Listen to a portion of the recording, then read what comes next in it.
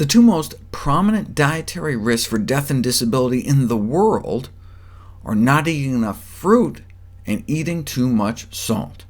Too little fruit kills nearly 5 million people every year. Too much salt kills 4 million. There are 3 things we can do to lower our salt intake. First, don't add salt at the table. A third of us add salt to our food before even tasting it. Number 2, stop adding salt when cooking. At first, the food will taste bland.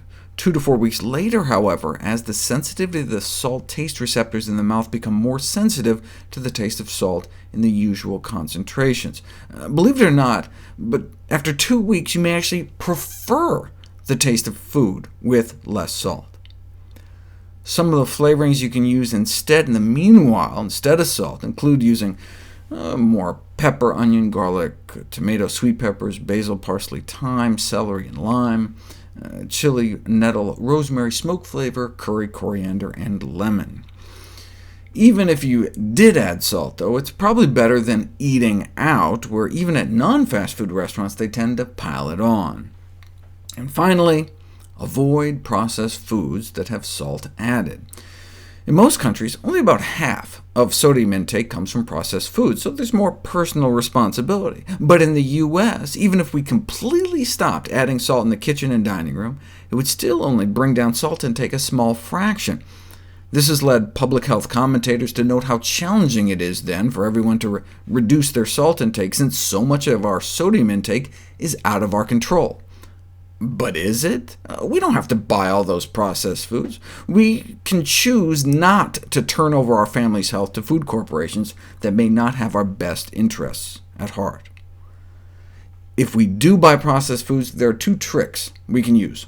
Try to only buy foods with fewer milligrams of sodium on the label than there are grams in the serving size.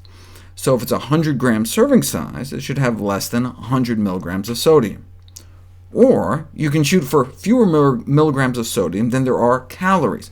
For example, here the sodium is 720, calories are 260. 720 is greater than 260, so this has too much sodium. And that's a trick I learned from one of my favorite dietitians of all time, Jeff Novick. The reason it works is because most people get around 2,200 calories a day, so if everything you ate had more calories than sodium, you'd at least slip under the 2,300 milligrams of sodium upper limit for healthy people under age 50.